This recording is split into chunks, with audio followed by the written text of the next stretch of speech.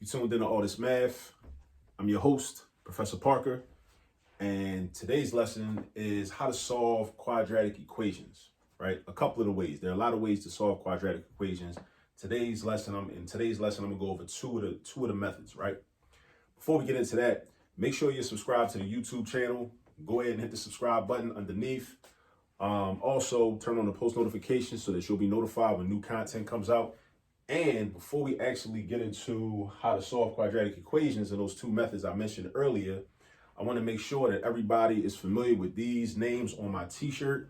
Macandal, Boukman Duddy, Toussaint Louverture, and Jean-Jacques Dessalines. Those were very instrumental people in the island of Haiti many years ago. Macandal was before the Haitian Revolution kicked off, but the other three names and many other people were involved in the Haitian Revolution, which started in 1791, lasted until 1804. It's very important that we know about that. That is an example of African people actually winning. We defeated the British, defeated the Spanish, and defeated the French, right? In that revolution. Many schools will not teach you about that. Many people do not want you to know about that, but you should go do your research and find out as much information about that as you possibly can. I'll give you a couple of books. The Black Jacobins by C.L.R. James, and also another book called The Irritated Genie written by Jacob Carruthers. So definitely go check that out because everything is interconnected. You know, everything is everything and everything is interconnected. That's history. This is mathematics. They're all connected, right? That's why I talk about hystematics sometimes. All right. Now that I got that out the way, now we get into this. So first thing we want to do is we want to read the equation. Right? The equation says x squared minus 36 is equal to 0. All right. Our goal is, as always, in any equation, is to solve for the variable. The variable is x, right? So we want to get x by itself. We don't want to get x squared by itself. Well, at one point, we're going to have to get x squared by itself. But ultimately, at the end of the day, we want to have x by itself, right? That's what we want to do. All right. So a couple ways to do this, right? Actually, a few ways. I'm going to go over two ways. One way is through factoring. I like factoring. Factoring is cool. Factoring is like straightforward and straight to the point. Factoring is a way when you take an expression and break it down into its own composite parts, right? Another way is called the square root property. So actually, let me write these down. Let me switch my color up. Let me do this. Let me say, I'm going to do factoring first, and then I'm going to do the square root property. All right.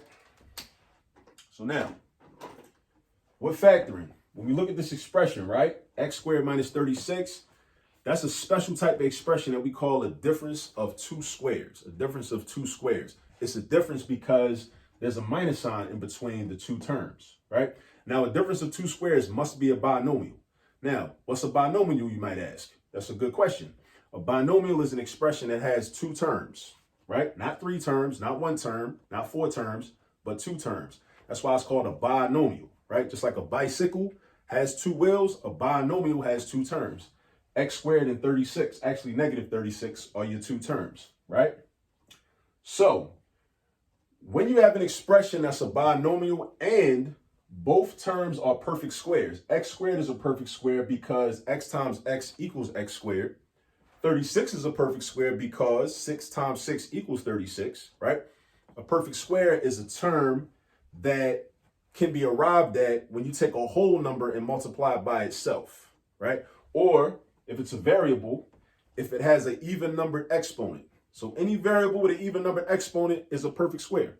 X squared is a perfect square. X to the 4th, x to the 6th, x to the 10th, x to the 12th, x to the 14th, x to the 100th power. Those are all perfect squares. X to the 9th, not a perfect square. X to the 3rd, not a perfect square. All right? So this is how you factor it, though. That's how you break it down. You want to set up two sets of parentheses, because I'm going to take this one binomial and I'm going to break it into two binomials. One binomial, I'm going to break it into two binomials. So I'm going to do this first. Boom, boom, boom, boom. And don't forget about the equal zero part. That's over there. All right. Now, I need 4 terms altogether, right? So we're going to play fill in the blanks, right? Think of math as a game, right? If you think of it as a game, it won't be so intimidating. That's really all we're doing. We're playing a game here. I need to know what's the square root of x squared. The square root of x squared is x because x times x equals x squared. So I'm going to take that x and I'm going to write it in 2 places. I'm going to write it right here and I'm going to write it right here. Then I need the square root of 36. I'm going to take that 36, well, the square root of 36, which is 6. And another thing we should understand is that goes back to the multiplication table. If we know our multiplication facts, this process will be that much easier, right? Because we'll know off the top of the head that 6 times 6 is 36. We'll just know that. So if the square root of 36 is 6, I'm going to take that 6 and I'm going to put it here and here. Now, I need operational symbols to go in between. You always, when we factor a difference of 2 squares, remember this. You will always have one binomial with a plus sign in it and one binomial with a minus sign in it. One with a plus sign, one with a minus sign. One with a plus sign, one with a minus sign. Now, you might be wondering, does it matter which goes where? It don't matter. If you feel like putting the plus sign first and the minus sign in the second one, go ahead and do that.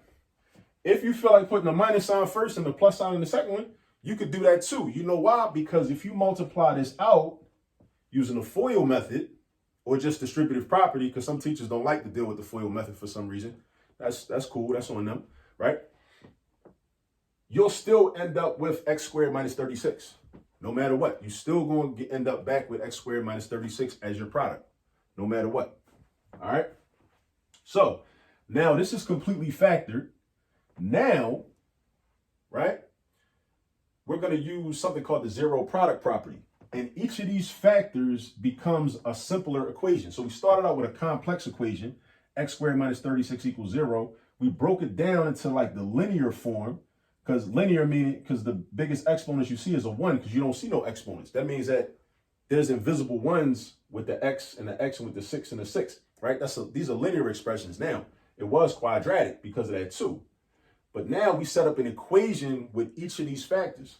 So now I'm going to do x plus 6 equals 0 and x minus 6 equals 0, right? And I just solve, right? I use the rules of solving equations to solve for x in both equations. And I should have 2 answers because the fundamental theorem of algebra states that you'll have as many roots or solutions as is equal to the biggest exponent in the original problem. So the biggest exponent was a 2. So that means I should have two answers. Sometimes you'll get 2 answers, but they'll be the same number. That can happen sometimes too, but technically you still do have 2 answers.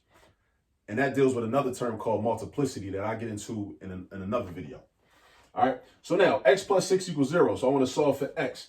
So I'm going to do the opposite of positive 6, which is negative 6. And remember, algebra is all about balance.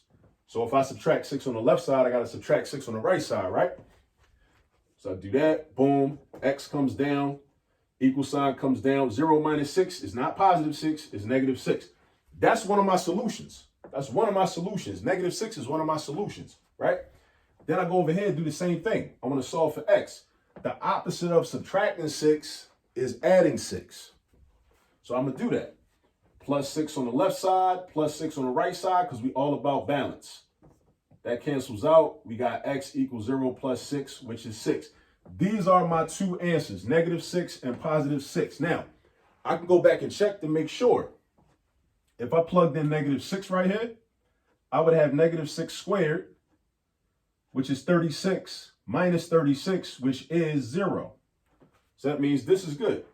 Then if I plug positive 6 in, I would have 6 squared, which is also 36, minus 36, also equals 0. So that means this is good. So using the factoring method, we just solved the equation. All right? That's what happens when we factor. Now, what if I want to use this square root property thing I wrote up here, right? With the square root property, and I'm going to write the equation over again. I'm going to write it over here. X squared minus 36 equals 0. The square root property only works when you have a quadratic that doesn't have a linear term. So check this out, right? You got a quadratic and you got a constant. There's no 3x term. There's no 1x term. There's no 5x, 10x, negative 3x, negative 4x, negative 9x. That's called a linear term. when you have a variable to the first power. We don't have that. All we have is a quadratic and a constant. That's it. When you have that situation, you can use what we call the square root property, right? The square root property. Now with the square root property, we isolate the square variable or the quadratic term on one side of the equation, and we put the constant on the other side. So we're basically going to do this. We're going to isolate x squared. So we got to get rid of the negative 36. So the opposite of negative 36 is a positive 36. So we're going to do plus 36 on the left, plus 36 on the right.